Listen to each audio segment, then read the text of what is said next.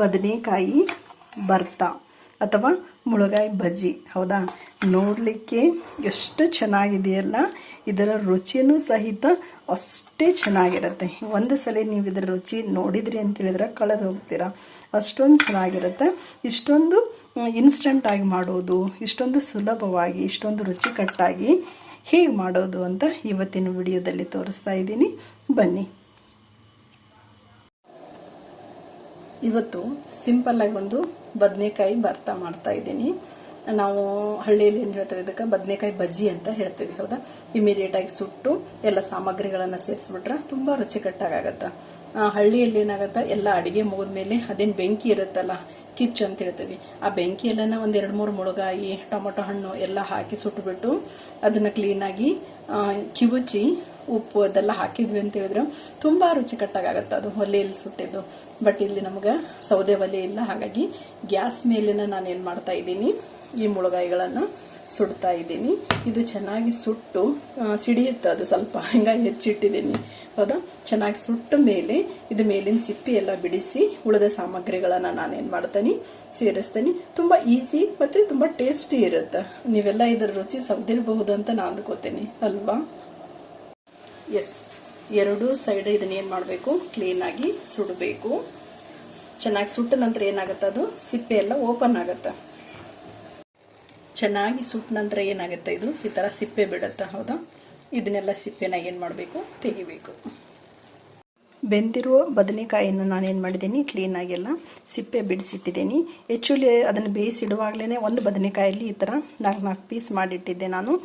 2 reason, ಈ ಥರ ನಾವು ಪೀಸ್ ಮಾಡೋದ್ರಿಂದ ಏನಾಗುತ್ತೆ, ಒಳಗಡೆ ಹುಳುಕು ಎಲ್ಲ ಇದೆಯಾ ಅಂತ ಗೊತ್ತಾಗುತ್ತೆ. ಒಂದನೇದ್ದು. ಎರಡನೇದ್ದು, ಎಲ್ಲವೂ ಬದನೆಕಾಯಿ ಚೆನ್ನಾಗಿ ಬೇಯಲಿಕ್ಕೆ ಏನಾಗುತ್ತೆ, ಸಹಾಯ ಆಗುತ್ತೆ. ಹಾಗಾಗಿ ಈ ಥರ ಹಿಂಗೆ ಕಟ್ ಮಾಡಿನ ನಾನು ಚೆನ್ನಾಗಿ ಏನು ಮಾಡಿದ್ದೀನಿ, ಇದನ್ನು ಬೇಯಿಸ್ಕೊಂಡಿದ್ದೀನಿ. ಎಸ್, ಆ ಬದನೆಕಾಯಿ ಎಲ್ಲವನ್ನು ನಾನು ಏನು ಮಾಡಿದ್ದೀನಿ, ಕ್ಲೀನಾಗಿ ಅದನ್ನು ಕಿವುಚಿಟ್ಕೊಂಡಿದ್ದೀನಿ.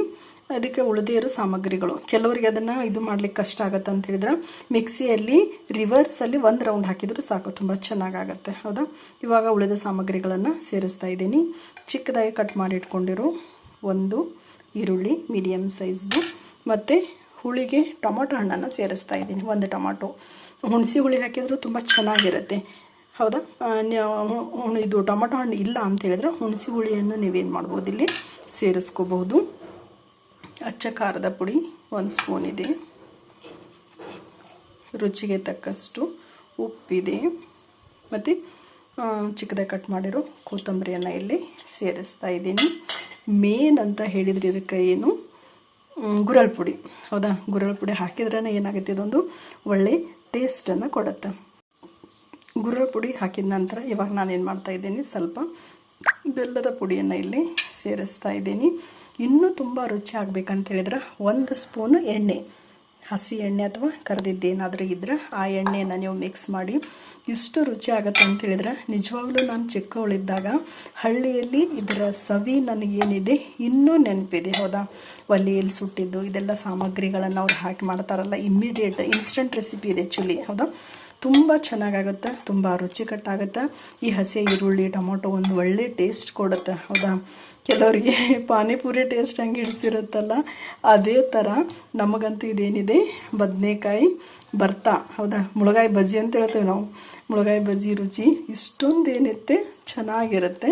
ಜೊತೆಗೆ ತುಂಬ ಈಸಿಯಾಗಿ ನಾವೇನು ಮಾಡ್ಬೋದು, ಮಾಡ್ಕೋಬೋದು. ಹೌದಾ, ನೋಡಿ, ಇಷ್ಟ ಆದರೆ ಇವತ್ತಿನ ನಮ್ಮದು ಮುಳಗಾಯಿ ಬಜ್ಜಿ ಸವಿಯಲು ಸಿದ್ಧ. ಕಟ್ಟಗೆ ರೊಟ್ಟಿ, ಆ್ಯಕ್ಚುಲಿ ರೊಟ್ಟಿಗಿದು ತುಂಬ ಸೈಡ್ ಡಿಶ್, ಇದು ಫೇವ್ರೇಟ್. ರೊಟ್ಟಿ ಇಲ್ಲಾಂದರೆ ಚಪಾತಿಗೆ ತಿನ್ಬೋದು. ಕಟ್ಟಗೆ ರೊಟ್ಟಿಗಂತೂ ಏನಾಗುತ್ತೆ, ಒಳ್ಳೆ ಟೇಸ್ಟನ್ನು ಕೊಡುತ್ತೆ. ಈ ಥರ ಮಾಡಿ ಇದರ ರುಚಿಯನ್ನು ಸವಿರಿ ಅಂತ ಹೇಳ್ತಾ ಇವತ್ತಿನ ವಿಡಿಯೋನ ಮುಗಿಸ್ತಾ ಇದ್ದೀನಿ. ನೋಡಿರುವ ತಮಗೆಲ್ಲರಿಗೂ ಧನ್ಯವಾದಗಳು. Thank you.